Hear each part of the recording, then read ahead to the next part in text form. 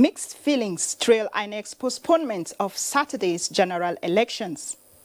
Currency in circulation rises to 2.329 trillion naira, and oil prices rise on OPEC's cut and Saudi Arabia shut down. This is Business Express reaching you on the network service of the NTA. I am Muplang Dakok.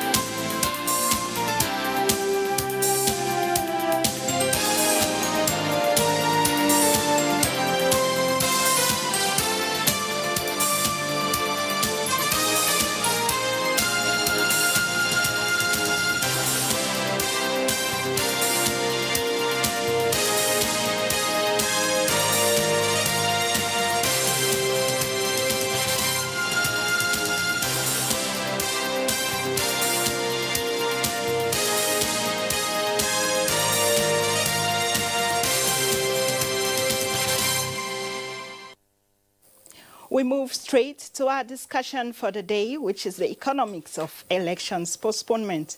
It is hinged on the nation's elections scheduled to take place last Saturday, but did not hold due to what the INEC described as logistics and weather problems.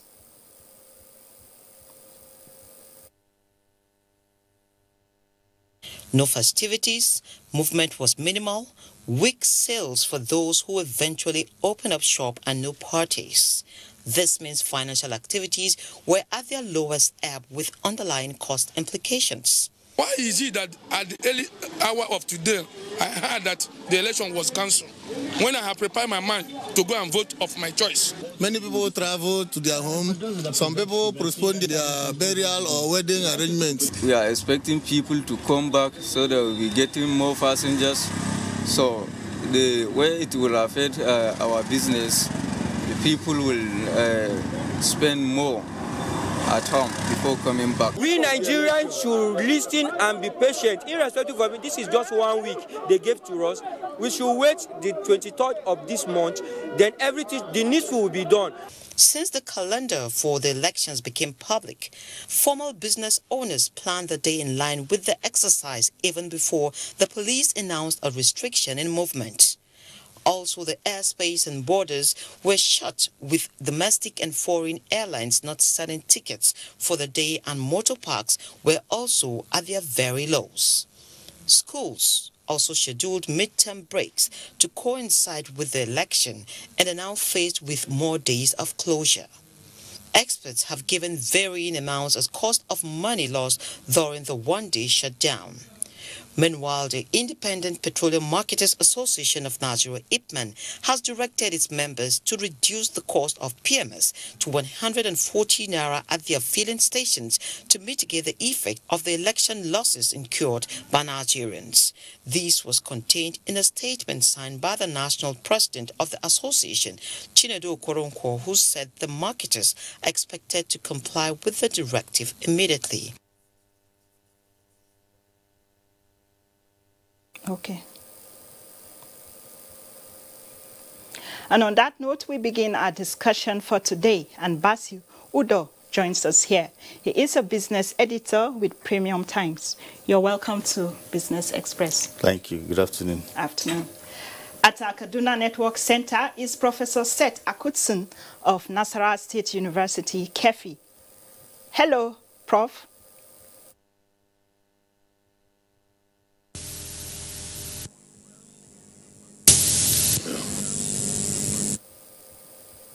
Can you hear me, Prof? Okay, so can you give us an insight into the magnitude of losses incurred by Nigeria last Saturday?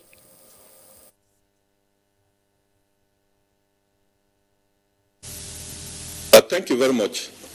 Well, it's very challenging times for the country, but I think we can look forward to better times ahead.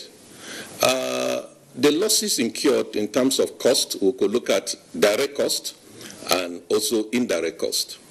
We could also look at psychological cause, and we could look at social cause. We could look at the economic cause, and we could also look at political cost. Now, if we put the quantum of this cost together, you discover that it's enormous. Just as in your preface, before the news, you look at the velocity or the quantum of money in circulation at over 2 trillion. And not only that, you look at the area of social cost in terms of education, in terms of people who will be further impoverished because they live on a daily basis at less than $2 per day.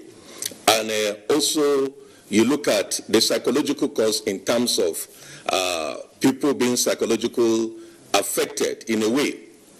And then you look at the integrity of INEC and the cost that they are going to incur. Not only that, you also look at the financial costs incurred both in the money market and in the capital market. So if you aggregate all those costs together, you find out that we may, in terms of dollar rate, we'll be losing between $5 to $10 billion during this period of losses that this country has incurred. And don't forget, this cost also has impact on the international community, especially the amount of money outlay expended in preparation, investing in this particular day of election on the 16th. So the cost indeed is quite enormous, and it will take some time for us to recover from it. Still with you, what sector of the economy would you say was worst hit? It's more or less like a near total shutdown of the economy, and virtually all sectors are affected. And for instance, if you look at the capital market that is very sensitive to this kind of shocks, it will be affected. And when you start losing in the capital market, you know that it will be in billions of naira. Not only that, you find out that the informal sector, where people sell items on a daily basis and live on a daily basis, hand to mouth and all that, that sector is adversely affected. Not only that, you have the polity. Generally, there is a kind of apprehension, there is tension in the polity.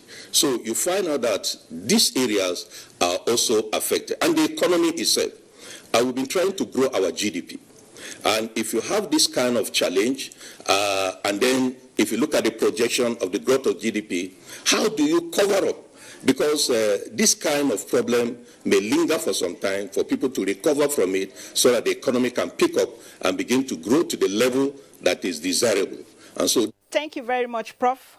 Mr. Udo, can you comment on the sector that you think was worst hit? Yeah, before I get to the sector that was worst hit, let me say that this is one debate that will go on for a very long time, because there are a lot of other people that say that there was not so much loss as people claim. Okay. Because the election that was postponed on Saturday was scheduled a long time ago. So there is nobody that was involved in any business that would have scheduled any form of business on that day. Mm-hmm. Maybe you are anticipating that maybe on the 23rd, because of the businesses that were supposed to have taken place last Saturday that did not take place, that had been moved to 23rd. It means those people that would have done something on that 23rd would have rescheduled it too. What about those who made, for instance, Zobo, puff and those small things? Those were ready for the election. Those were things that you still have the opportunity of selling it for others that want to consume them. Now, some people talk about people that had weddings on that day. Nobody would have scheduled a wedding on a day that was already accepted, fixed nationally as a date for election. So if you are talking about the wedding on 23rd that would now be moved, then I don't think there's anything, because the wedding was not already scheduled. Or if you pay to cash, it's only for you to give the inflation again. Let's come to the sector that was worst hit. Now, the sector that I think was worst hit there would be maybe the transport sector. Okay. Now, a lot of people travel across the country for one reason or the other. Are saying that they lose close to $300 million or million naira for that day. But it's all anticipatory thing, because there is no one of them that said that they booked a flight to travel on that day. So if they didn't book a flight to travel, it means on that day, having known that the election was scheduled on that day, they wouldn't have operated. So they didn't suffer any loss. Okay.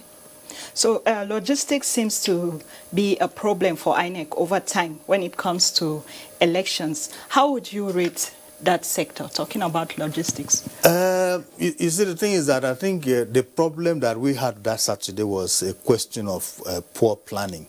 Because if you are planning, once in a while, as you reach one milestone or the other, you have to review what you have achieved to be able to move forward. So if INEC did not review at every turn to ensure that the program that they have lined out for the election has been achieved, there is no way that anybody would tell me that he wouldn't have known days before Saturday that that kind of problem would arise. Even though yesterday one of the residents... Persistent logistics issue for INEC. Well, let me say that when it comes to issue of logistics, it's quite ridiculous to begin to bring that to the fore at the dying minute or at the dying hours of the election. The truth is that INEC has to involve a lot of collaborating with those in the logistics sector. We have a body of those who are logistic practitioners in the country that need to be engaged and then plan very well so that every loophole, every scenario would have been envisaged. As it is, if they talk about logistics after about 4 years, I don't know how they are going to cope with the logistic in the next 5 days that they want to, execute the election. So that news has to be tightened very, very well, and then to also get involved with those who are professionals in the logistic field so that they can help them and address those issues. But to bring logistic after 4 years of planning is quite ridiculous. I don't think that we should bring that, to the fore. But if that is indeed the challenge, they should rally around all those logistic practitioners so that they'll come to the fore to find out how the game of logistics will be played from one point to the other, how the supply chain management will be done appropriately so that we don't find ourselves in this kind of situation again. Okay, thank you, Prof. We'll hold you there and join Mr. Udo here with me in the studio. So, Mr. Udo, how long do you think the impact of this election postponement will be felt on the economy? Is it going to be for the rest of the month or even for the first quarter of this year? You see, the only impact that I see there is that, like in my medium, as far back as Tuesday, we had started sending reporters all over the country that will monitor the elections. Okay. And most of them had arrived at their destinations by Thursday, checked into their hotels, started filing reports, preliminary reports of their environment. Now, maybe the loss that we may have suffered there will be the money that we made for logistics for them to be there. I believe in this instance, the loss would have petered out by now, okay. But I believe there is no loss that we can suffer in a country that will be too much for a credible election. Mm-hmm. So if INEC is telling us that, well, we have to make that sacrifice for this nation to have a credible election, I think it's nothing too much for us to be able to stand by. But I want to believe that they would have learned enough lessons for the future, that if you are planning, you plan, you review your plans at intermittent points and ensure that you have achieved what you have to achieve, the goals that you have set before you move on. It's not something that at the very last minute you just cancel and put everybody in this kind of logjam. Okay, so the stock market staggered at the opening of markets today. So do you think it's because investors reacted to the postponement of the elections? Well, I don't know whether even if the election would have held, the stock market would naturally react. Stock market is very, what they say is like a shy woman. So every little thing that happens in the economy or any part of the society affects the stock market. So one way or the other, it has a way of impacting. And I believe that too, with the few days that we have, it will begin to pick up again. Okay, so let's join Prof in Kaduna. Prof, do you see the impact on Nigeria, the postponement of the election? Do you see it affecting economies outside the country? Well, definitely. You find out that businesses have to put on hold, especially international engagement.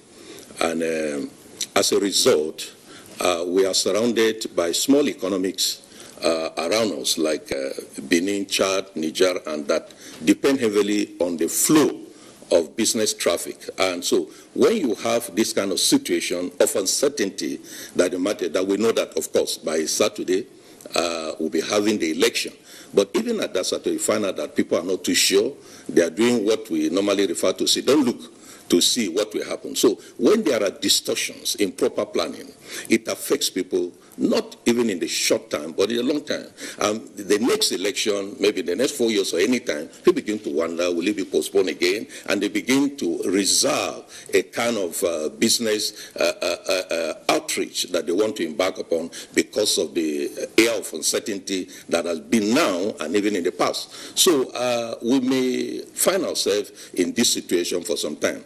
And of course, for the capital market, you have to know that we find ourselves in a period of uncertainty. So people will withhold any action, and you begin to see the bearish outcome in the capital market. So these are the situations that are going to invest in the immediate term, and if care is not taken, even in the medium term. And so these are the challenges that are going to face us with time. What would you say are the likely things that will happen? Peradventure, the elections don't hold next week Saturday, or this week Saturday rather. Thank you very much. You can see the conjecture now, and these are the kind of things that impact on the capital market.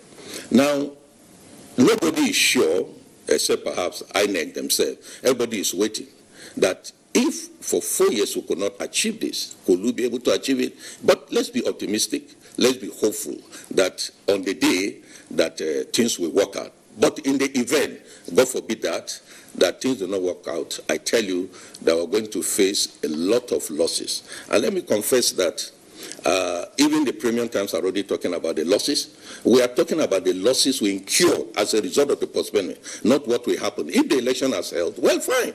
Like somebody like me, I flew in from New York.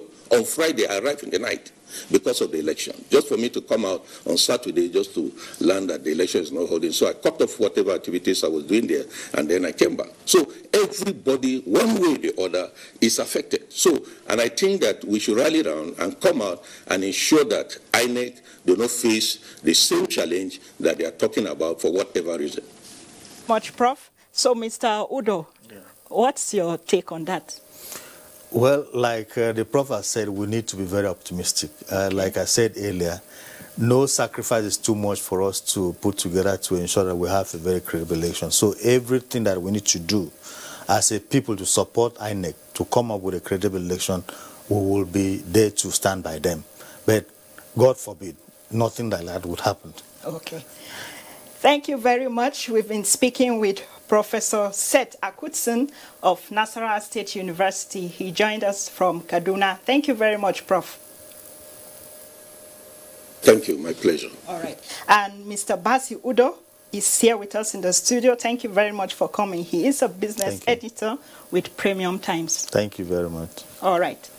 So the build-up to the election reflected positively on the Nigerian stock markets as the all-share index last week rose by 3.67%, while investors gained more than 400 billion naira.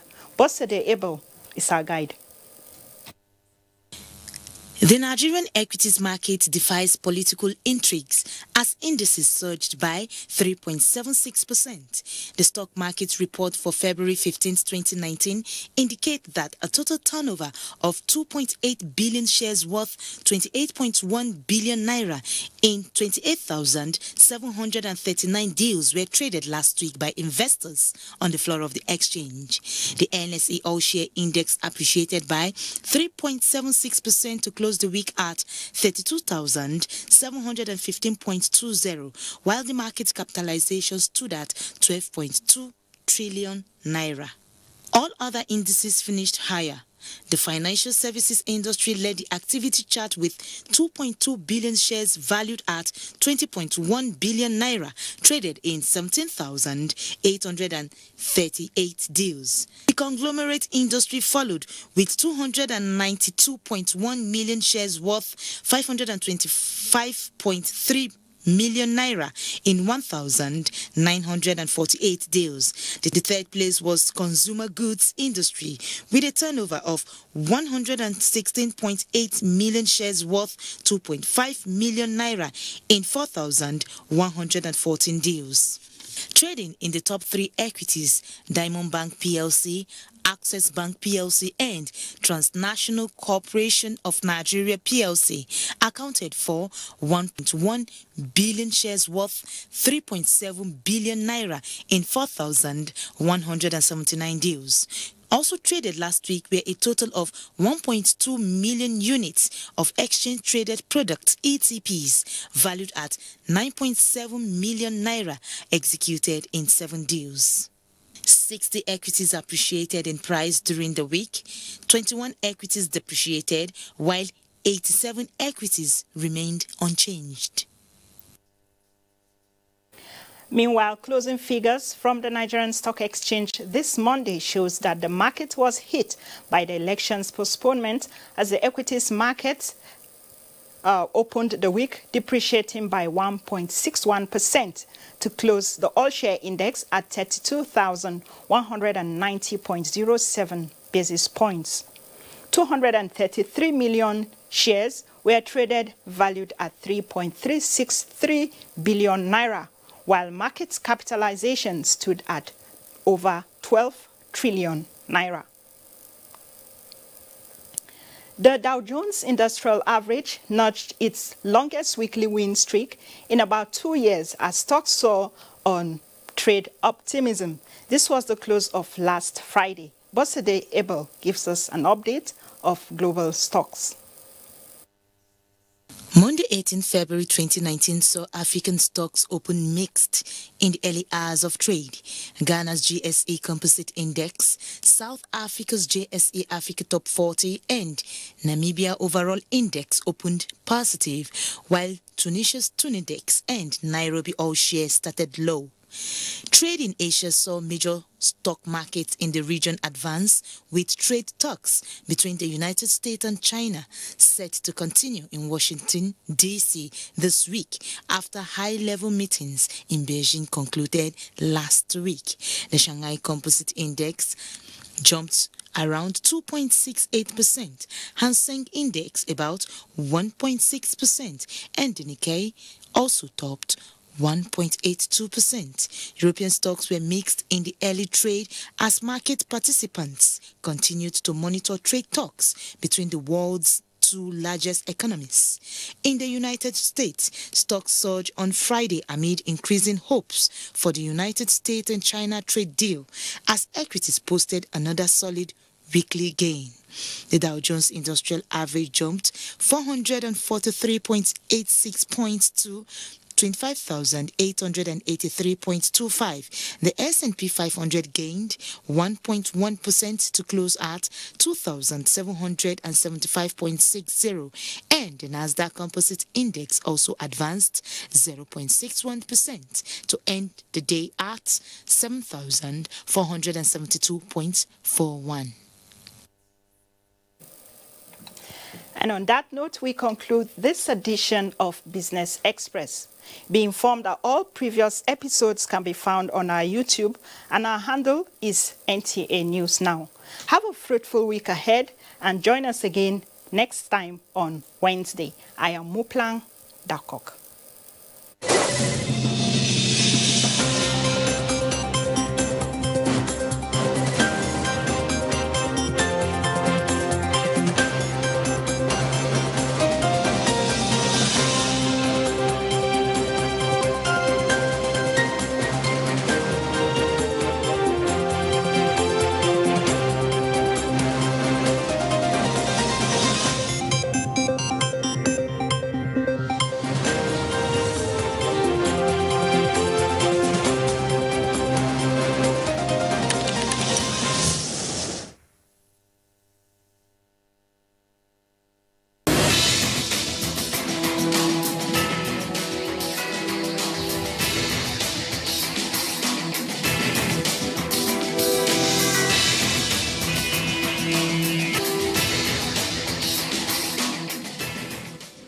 Imagine a station where you access information. Think of a station that creates awareness for national development. Imagine a station that prepares you for a bright and greater future. A station for all ages.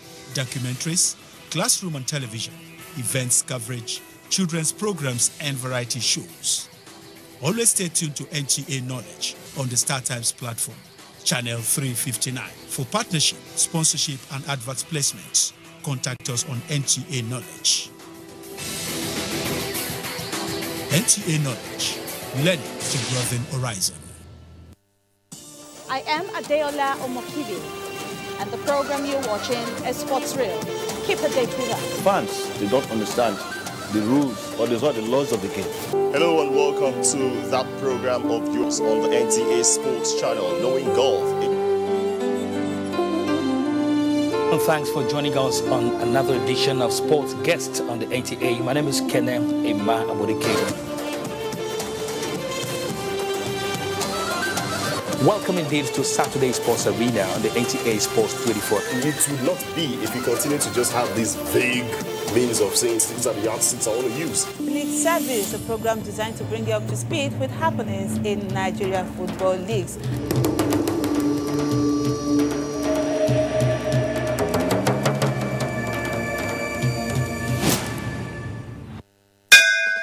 Politicians who they rule the country. Stretch bill. Oh, come on, G. I beg, allow me make my food just digest. Hey, madam, I don't need that money. No contact money for this place. No let government come lock my restaurant. All that way they do, just stop it. Before now they will just say they come my shop. What tell me to stop? Don't tell me that. Wait, I beg your pardon. Don't tell me. Don't tell me. Just stop that way you want to. Stop it. Who is begging you? I said, I beg your pardon. Just stop it.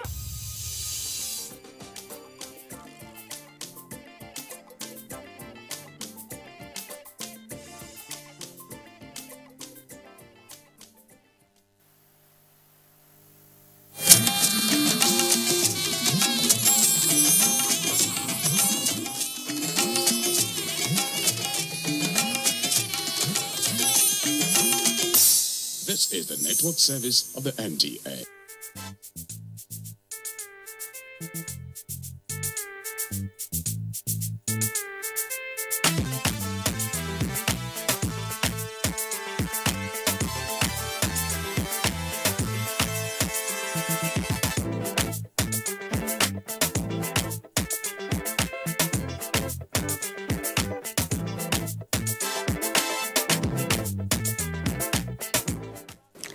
Hello and welcome to another interesting edition of your favorite law enforcement TV program, The Eagle, coming to you from the stables of the Economic and Financial Crimes Commission, EFCC.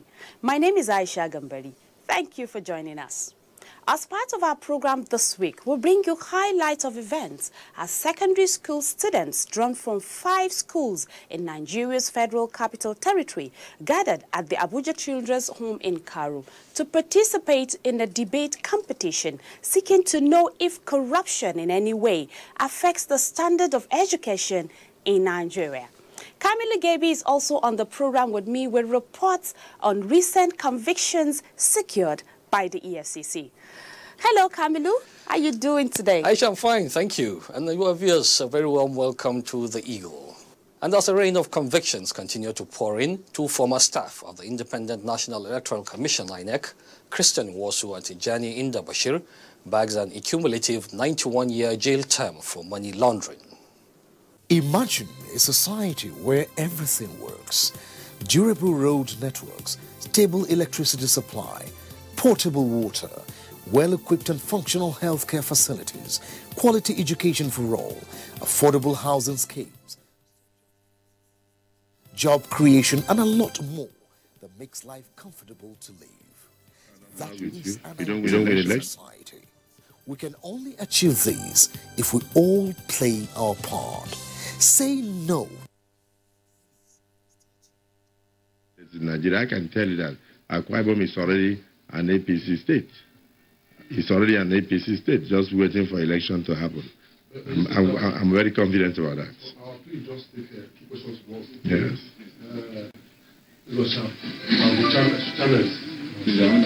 His Excellency, President is my name. I'm from the authority newspapers. You have listed how solid and strong the APC is. Yes. Quite solid.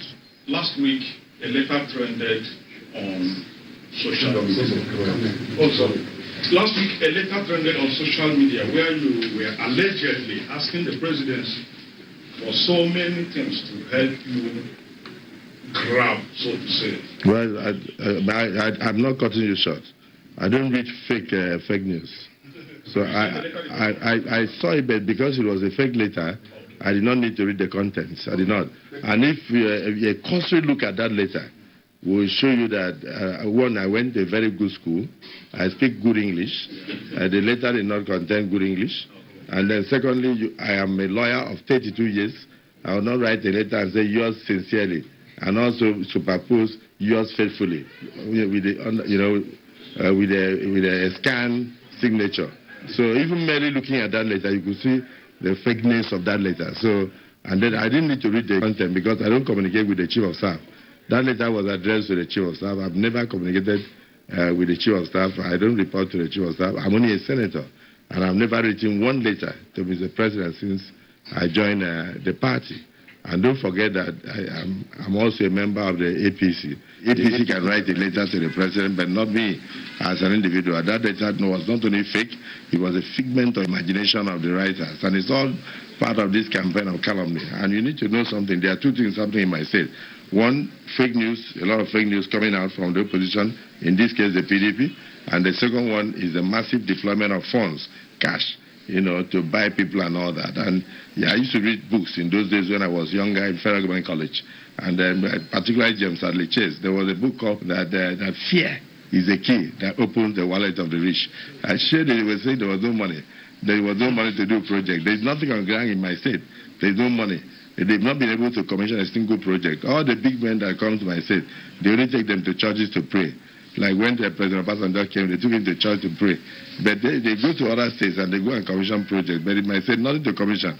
And so now that my people are clamoring for change, what has happened now is that money is flowing all over the state. And so I know that the pocket of the rich is only open with fear. And that is what is happening with the pocket of the opposition government in the state. So I have no time for fake letters.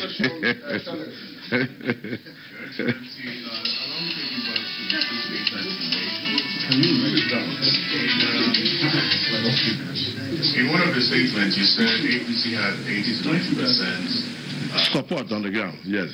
And in another breath, you said there was a connivance with the APC rep. No. I said the national chairman, alluded to the fact, in his statement. That was what was said. He asked me if I could concur, and I said yes, that I concur. That even from the body language, that yes, indeed, that we can see an unholy alliance, and the need for us to check it to ensure free and fair elections. Okay, so that's my question to you, considering those 2 points is, what's fueling your confidence of being in a state where you question the credibility of... You can only rig election in a place you are popular. Today, the APC is all over Akwa Ibom State. 80 to 90% of the people are APC. So when you go to rig election and you don't succeed, you bring anarchy. And so you as president, the fourth estate of the realm, your job is to make sure that you call on those authorities conducting elections all across Nigeria not to cause anarchy in the country by trying to go and rig in a government or rig a government that is not popular to continue in office and in the process cause anarchy in the country. My confidence is fueled by my people, the support of my people. And if you're a politician, you know when your people are supporting you. And I keep saying, for some of you may want to aspire, if you become a leader and you are running on a track, you must once in a while look back to know whether the footsteps you are hearing are running behind you or they are running away from you. Because footsteps are footsteps. In my own case as a leader, I normally look back and I notice that the footsteps are following me. And not just follow me, they are increasing in their numbers. Thank you. I want to thank you sincerely for Thank you. Thank you. Now, why is your party going on with campaign? Why is your party still going on with campaign after INEC had its spoken? There was a statement this morning. No. The chairman has addressed that. Please. Thank you. Gentlemen, I want to thank you for this opportunity and leave your microphone before I mention anything about wealth. You come here unaware.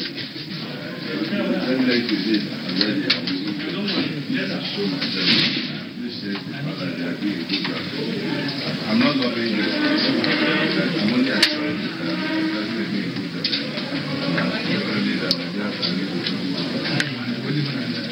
you did ask me something about why the president will wait. That was not good. Okay, well, you make that statement. It's very important. You speak on it.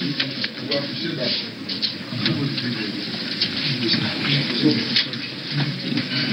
Why do you think the presidential candidate of the APC will win this election? That the opposition have said, that the party has said.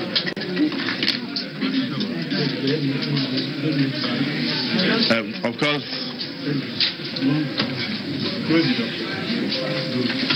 I believe Nigerians can compare apple, when they see apple and orange.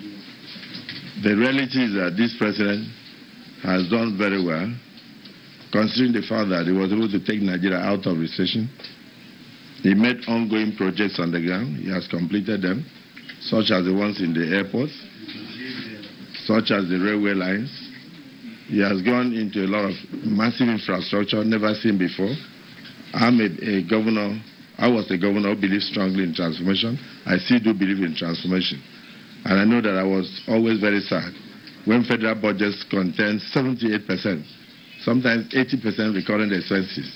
And what is left for capital expenses will be 16% or 18%. But this president has been able to plug the loopholes of leakages in the system and free more money for developmental purposes. The TSA, the single currency account, is a major innovation that I can tell you. Some ministries were operating up to 50 accounts, 70 accounts. Places like NNPC had over 500 accounts. But today we are able to mop up all those funds into one single account, and then he has brought out a budget that has freed over 30% now for capital projects across the country. And those things are happening. And then there's no way you can put something on nothing and expect it to stand. Nigerians are clamoring for infrastructural change. They are clamoring for better healthcare. They are clamoring for better educational facilities and all that. Those things cannot happen when you spend almost 80% of your resources on recurrent expenses, pensions, salaries, arrears, and all that allowances. So we must commend the president. And of course, you took a look at what is happening with the Lagos Ibadan. You'll be very impressed. Take a look at what is happening with Abuja, Kaduna, going towards the north now. You can even go with train from here. So a lot of these things are happening across the country. Look at the power sector. It has improved from 2.4 megawatts right now to about 7,000. So I believe in science and wonder. So many things are very visible. The enabling environment is there in terms of law and order. And then, of course, the fight against corruption has not only been intensified, but I think it has now become a major deterrent to any public official. That yes, there could be a day of reckoning if you should go out of your way. instead of moving your state or your country forward, you attempt to move your pocket forward. And I think these are things that Nigeria needed to be able to become a nation and then bonded, and then create a future for Nigeria. So these are the things that convince me that yes, indeed, the president will definitely have a second opportunity to finish his tenure. And I don't see what the opposition will bring. As I speak with you now, we in the Niger Delta are very apprehensive. I don't think there's any person from the South that will go and vote for the PDP, even though some of them are trying to purchase votes. Because when you look at the major policy document of the PDP today, they are talking about selling the NNPC. NNPC, what does the NNPC have? Is it the building? What NNPC controls are the oil of the Niger Delta. Those are the things they control, the oil wells, the oil fields, and all that. And those things come together with land. I don't see anybody from the South or any Niger Delta who will agree that the same we sold out Nigerian Airways and we became a laughing stock in the Committee of States in Africa, where you look at Kenya Airways coming here, Ethiopian Airlines, Ghana Airlines, and Nigeria has no single plane now called its own. And then so we sold out the aluminum smelter company in Ikorobasi that provided thousands of jobs, and today that place is totally dead, down there. With over 690 megawatts of electricity, and nothing is happening there. We sold out Okwibuku, paper mill in Akwa Ibom, and our people are there jobless. And that massive structure is there wasted. So all those things combined, I think that frightening us when somebody is talking about going to sell NNPC. The sale of NNPC on its own simply means that the Niger Deltans are going to be divested of not just their properties, not just the water that they fish on, but the fact that they will lose they will become tenants in their land for the next 50 to 100 years.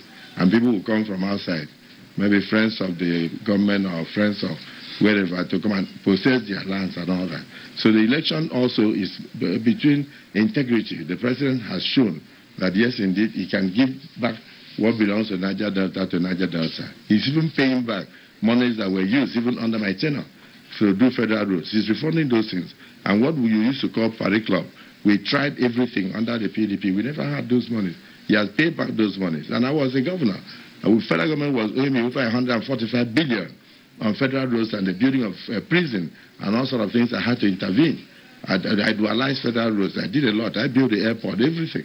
But at the end, today, this government is refunding those monies to the states and all that. So if you see a government that has shown sincerity, it simply means that you are now talking about a question of integrity and a question of, postulation. We are postulating that you bring in a government that will sell your father's land and sell your oil well and sell the waters that you use in fishing. My brother and sisters, there is no option to President Buhari. Thank you. Thank you. I will send a total of 100,000 now from my guys. I had more, but I'm using because there's so many. But spend with me, you understand? I'll visit you again. I hope you don't mind. No problem. Somebody will tell me thank you. Thank you.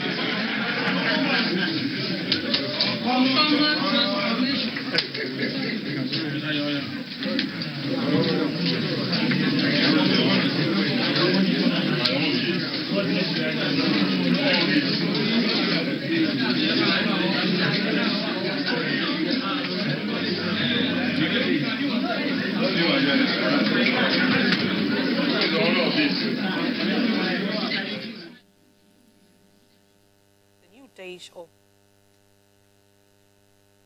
Israel. Keep a date with us. Fans, they don't understand the rules or the laws of the game.